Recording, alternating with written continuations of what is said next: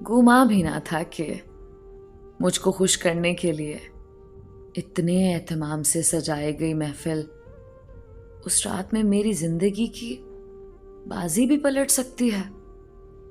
रात खत्म हुई, महफिल भी खत्म हो गई, बात मगर खत्म ना हुई। बका अब अक्सर देर से घर आने लगे। मैं पूछती तो कहते कारोबारी मसरूफियत की वजह से देर हो जाती है, फाइलें देखनी होती हैं, तभी देर तक ऑफिस में रुकना पड़ता है। तुम हर वक्त मत पूछा करो, उलझन होती है। कभी कभार कारोबारी मसरूफियत हो ही जाती है ना, लेकिन वो बीवी जो अपने शौहर की इस कदर चहीती हो, क्यों ना पूछे। जबकि शौहर की तवज्जो और इल्तफात में भी कमी आने लगी और वो अक्सर रातों को देर से घर आना शुरू करते। अब उनकी गैर हाजिरियां बढ़ने लगीं और मेरा दिल मुट्ठी में रहने लगा। अब तो ये रात रात भर ना आते।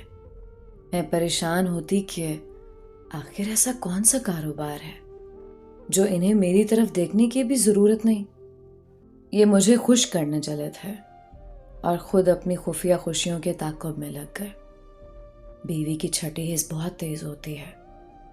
उनके कराइन बता रहे थे कि ये सही राह नहीं जा रहे हैं। अक्सर रात को लड़खड़ाते हुए आते, हालांकि पहले भी ऐसी पार्टियों में शिरकत करते थे कि जहां शराब चलती थी, मगर ये मेरे मना करने पर इन लवाजमात से परहेज कर लेते थे। आखिर बात खुल गई। उनके दोस्त की बीवी ने बताया कि तुम्हारे मियाँ एक गायिका पर फरीफ्ता हो गए हैं और ये वही गुल नायाब है जिसको अपनी शादी की सालगिरह में खुशी दोबाला करने के लिए बुलवाया था। रात को उसी के पास जाते हैं।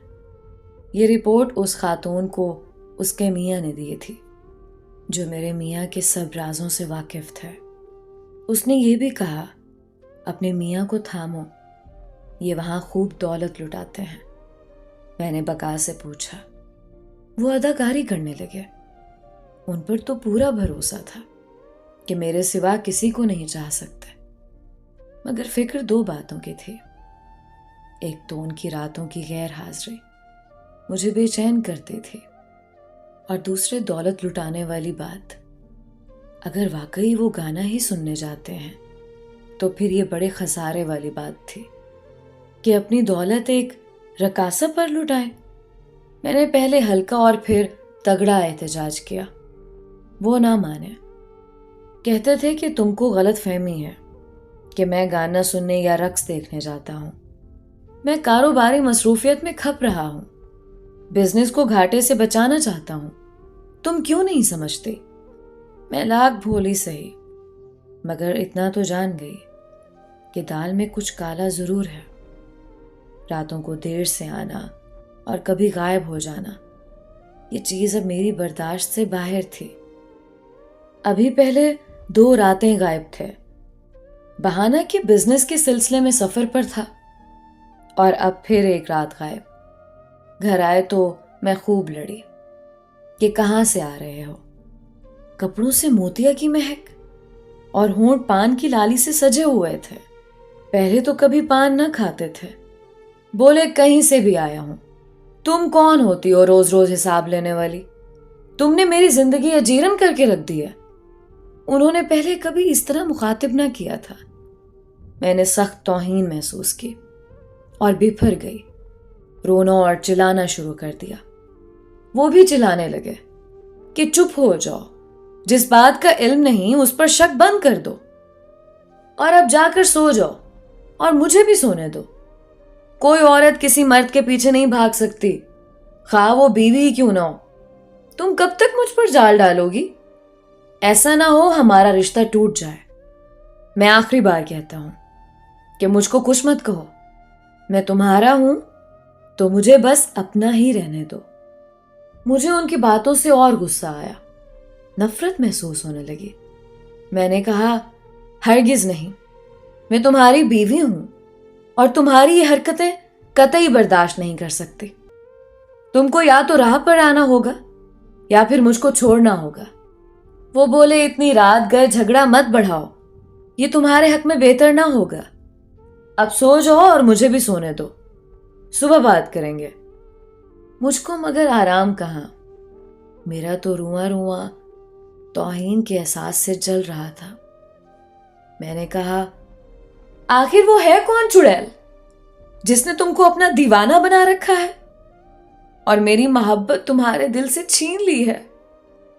آج تو میں پوچھ کر رہوں گی. بقا نے بہت منت کی کہ بس اب ضد مت کرو, کل بات کر لیں گے. مگر میں اڑی رہی اور قسم اٹھانے پر مسلسل اصرار کرتی رہی. تو وہ ضد چاہ کر بولے, جھوٹی قسم اٹھانے سے تو بہتر ہے کہ تم کو سچ بتا دوں. میں گل نایاب کا گانا سننے جاتا ہوں. گل نایاب کا نام سن کر میں سن ہو گئی کہ یہ تو وہی ہے جو ہمارے گھر شادی کی سالگرہ میں آئی تھی اور جس سے میں نے سیدھے منہ بات نہ کی تھی. اس کا حسین مکھڑا اور زہریلی آنکھیں میری نگاہوں میں پھر گئی. میرے ایک ہی جملے نے اس کے دل پر کاری زخم لگایا تھا. اس نے وہیں کھڑے یہ عہد کیا ہوگا کہ اس عورت کی نسوانیت کو اپنے حسن اور نوخیز جوانی کے جادو سے شکست دینی ہے. اور اس نے بقا کا دل اپنی رانا اداؤں اور دل ربایوں سے جیت لیا.